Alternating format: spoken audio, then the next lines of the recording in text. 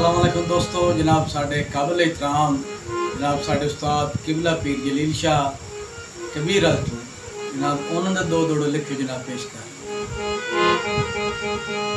अस्सी तुआंदे सडे होए बेली आए वदे आए आज दौरे बंदे बंदे नूं सड़ा लेंदे ना मुड़ा खड़ा मैं तेन कद सड़ाया मजबूर तो क्या था। अस्सी तुआंदे सडे होए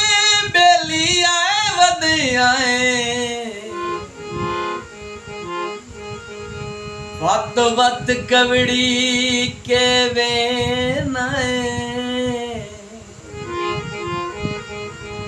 सोचा दे जुजड़े शार दे बेची ओ मेरा सजोण खड़ी के वे कुछ सोच ता सही तेरा सजोण जलीला इंज लब नू सी के वे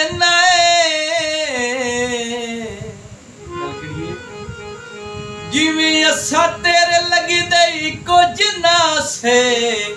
इंज सजोण बटी के वे साडा सफर सठाया बेली पाए वंजिया साडा सफर सठाया पाए वंजिया किवें काई मिलण दी राह मिल वैंदी भावे लगदियां विच मसरूफावें तेरी फकत निगाह मिल वैंदी कुछ देर जली इल्म मरीज हिजरनू मेरा यार शफा मिल वैंदी